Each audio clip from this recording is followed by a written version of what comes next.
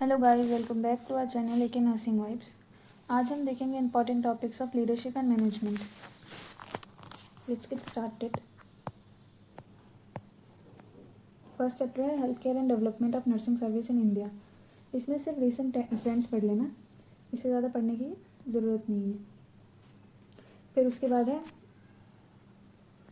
Management. Second chapter बहुत important है, इससे क्वेश्चन आना कंपलसरी, मतलब इससे क्वेश्चन आएगा ही आएगा। तो इस मैनेजमेंट की डेफिनेशन पढ़ लेना, कॉन्सेप्ट पढ़ लेना। थ्योरीज कंपलसरी नहीं है, अगर पढ़ना चाहो तो पढ़ लेना, नहीं तो रहने देना, ठीक है। डिफरेंस पढ़ लेना मैनेजमेंट और एडमिनिस्ट्रेशन के बीच में, इसके प्रिंसिपल्स पढ़ लेना, ठीक है। फंक्शंस ऑफ मैनेजमेंट पढ़ लेना, ठीक है। लेवल ऑफ मैनेजमेंट पढ़ लेना, मतलब मैनेजमेंट को आप 15 नंबर के क्वेश्चन के हिसाब से अच्छे से तैयार कर लो। फिर है third unit management of nursing services. इसमें vision, mission, philosophy, objective, function and strategy सब पढ़ लेना। प्लानिंग पढ़ लेना, ठीक है। बजटिंग बहुत इंपॉर्टेंट टॉपिक है, इसको भी अच्छे से पढ़ लेना। फिर यूनिट फोर्थ है ऑर्गेनाइजिंग, इसमें ऑर्गेनाइजेशन की डेफिनेशन वगैरह ये सब पढ़ लेना। डेलीगेशन पढ़ लेना, हॉस्पिटल को डिटेल में पढ़ लेना क्योंकि इससे आने के चांसेस बहुत ज़्यादा रहते हैं, ठीक है। फिर फिफ्थ चैप्टर है, इसमें स्टाफिंग पढ़ लेना, स्टाफिंग की डेफिनेशन, फंक्शंस, ऑब्जेक्टिव्स, प्रिंसिपल्स, ये सब, ठीक है। ये बहुत इंपॉर्टेंट टॉपिक है, इसको अच्छे से पढ़ ही लेना। स्टाफिंग के नॉर्म्स क्या हैं वो सब पढ़ लेना। रिक्रूटमेंट भी ज़रूर पढ़ना, बहुत इंपॉर्टेंट टॉपिक है। और इन सर्विस एजुकेशन, इसकी डेफिनेशन, इसके प्रिंसिपल्स, मेथड और टाइप्स, ये सब पढ़ना। फिर उसके बाद है सिक्स चैप्टर, इसका है डायरेक्टिंग एंड लीडिंग। इसमें इसके डेफिनेशन और इसके प्रिंसिपल्स पढ़ना। लीडरशिप क्या है, leadership is the one of the most important topic in leadership and management, ठीक है।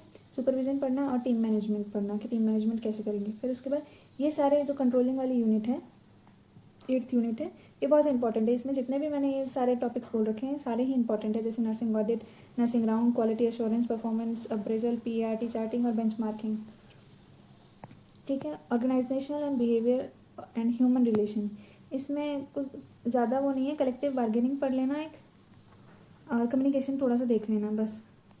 फिर उसके बाद है फाइनेंशियल मैनेजमेंट, इसमें डेफिनेशन पढ़ लेना, एलिमेंट्स पढ़ लेना और इसके प्रिंसिपल पढ़ लेना, ठीक है। ऑब्जेक्टिव्स पढ़ लेना। चैप्टर नेक्स्ट है नर्सिंग इन्फॉर्मेटिक्स, इसमें इसके डेफिनेशन, ऑब्जेक्टिव और प्रिंसिपल्स पढ़ लेना। फिर इसमें एक इंपॉर्टेंट टॉपिक है पेशेंट रिकॉर्ड, ये पढ़ लेना।